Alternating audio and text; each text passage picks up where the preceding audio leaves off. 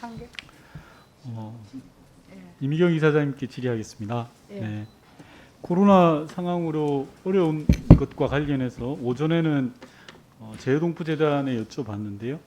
코이카도 마찬가지라고 생각을 합니다. 예를 들면 질병퇴치 기금 관련해서 연평균 한 390억 정도 들어오던 게 올해는 현재 9월까지 한 90억 내외라고 들었습니다.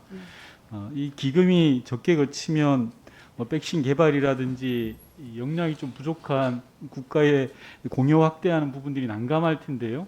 제가 질의드리려고 하는 것은 그래서 어떻게 대안을 가지고 있냐라고 코이카에 제가 사전에 물어봤더니 코이카에서 답변이 오기를 2022년까지 신규 사업을 중단하든지 아니면 지출 시기를 좀 수년하겠다라는 답변이 왔습니다.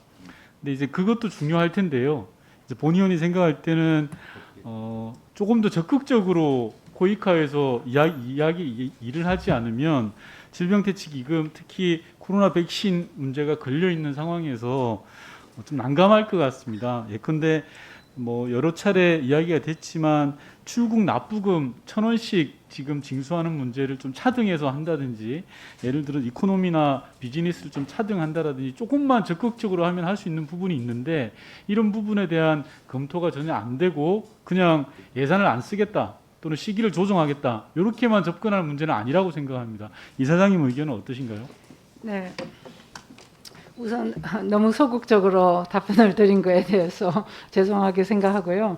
코로나 이전에도 사실은 어떻게 하면은 이 기금 액수를 늘릴 수 있을까를 고민을 했었습니다. 그래서 비즈니스 속에는 좀 더 차등적으로 한다면은 이 기금 액수가 좀 더 늘어나지 않을까 하는 생각을 했고 그렇게 하기 위해서는 항공사하고와 그 다음에는 관련 부처들과 국토부라든지 국토부와 외교부 등등과의 협의가 좀 충분히 이행됐으면 좋겠다. 그래서 이걸 하는 것을 목표로 하면서 대화 채널을 협의 채널을 만들어 갔으면 좋겠다 하는 안을 내놓고 외교부하고 협의하는 중에 있었습니다. 그런데 이게 지금 코로나 팬데믹을 맞이해서 이제는 아주 더 결정적인 위기가 와 있어서 지금 당장에는 우선 이거를 사용을 줄여나가자 하는 걸 정했지만은 사실은 굉장히 필요합니다. 지금 이런 때일수록 백신 개발을 위한 기금을 더 낸다든지 또는 백신을 나중에 배분하는 문제에 대해서도 지금 네. 우리가 돈을 좀 내고 있습니다만 네, 앞으로도 그걸 더 해야지 국가적인 위상이 더 올라갈 수 있고 그렇거든요. 알겠습니다. 그래서 그 문제를 하기 위해서 좀 더 적극적으로 네. 사실은 논의를 해야 된다 하고 외교부하고 암묵적으로는 얘기를 하고 네. 있는 중에 있습니다. 여론조사상으로 봐도 차등으로 하는 거에 대해서 여론조사 훨씬 높게 나오고요. 근데 고이카가 적극적으로 하지 않으면 아무도 하지 않습니다. 국토부도 마찬가지고 항공회사도 마찬가지고 외교부도 저는 마찬가지라고 생각합니다. 그래서 주무기관에서 좀 더 적극적으로 이 문제를 좀 매달려 주십사라는 거고 두 번째는 ODA 집행률 관련해서 말씀드리겠습니다. 저희가 9월 기준으로 전체 ODA 사업 집행률을 분석해 보니까 대충 몇 %인지 이사님 알고 계신가요? 지금 현재는 아직 50%가 안 되고 있죠. 38.7% 예. 정도라고 합니다. 특히 아시아 지역 같은 경우에는 집행률이 50% 미만인 게 64% 정도 된다고 합니다. 지난 10년간 ODA 사업 중에서 사업 승인 후에 취소된 게 64건인데요. 이게 예산으로 따지면 토탈 한 3천억 정도가 좀 넘는 그런 상황이라고 합니다. 이런 부분들이 뭐 여러 가지 이유가 있겠지만 제가 본 의원이 본 자료와 조사한 바에 의하면 수원국의 미온적인 태도라든지 또는 우리가 사업계획 단계에서 좀 미흡했던 점들로 인해서 취소된 게 한 40건 정도, 즉 60% 정도가 되는 겁니다. 그래서 이런 부분들에 대해서 고이카가 예산을 만드는 것도 중요하지만 만들기까지의 과정을 좀 더 세밀하게 가는 게 더 필요하지 않겠냐라는 생각이 들고요. 10년 동안 3천억이라는 예산이 이렇게 좀 모래성처럼 사라졌다라고 생각하면 아깝지 않습니까? 공유가 돼야 될 예산들인데 그런 부분 하나하고 마지막으로 제가 여쭈고 싶은 건 문재인 정부 들어서 국회의를 좀 저희가 강화했습니다. 이 국회의를 강화했던 근본 취지는 유무상 간의 조절이라든지 제가 조금 전에 말씀드렸던 이런 사업의 비효율적인 부분을 극복해내기 위해서 국회의회 정은도 늘리고 권한을 훨씬 더 강화를 했습니다. 그래서 뭐 그런 측면에서 보면 2020년 올해 국회의 조정 건수가 훨씬 늘어난 것은 맞습니다.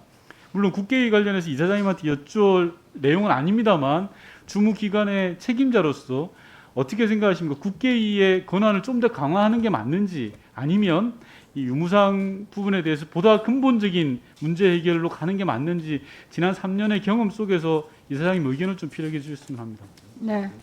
네. 우선 국회의를 사무국을 두고 강화해 나간 거에 대해서 지금 현재는 필요하다라고 생각을 하고요. 단지 국회의가 또 하나의 옥상옥 이렇게 되지 않고 서로의 조정 역할, 그다음에는 ODA의 원칙에 맞추어서 더 잘 발전할 수 있도록 협의를 이끌어내고 감독하고 하는 역할을 잘 했으면 좋겠다 이런 생각을 하고요.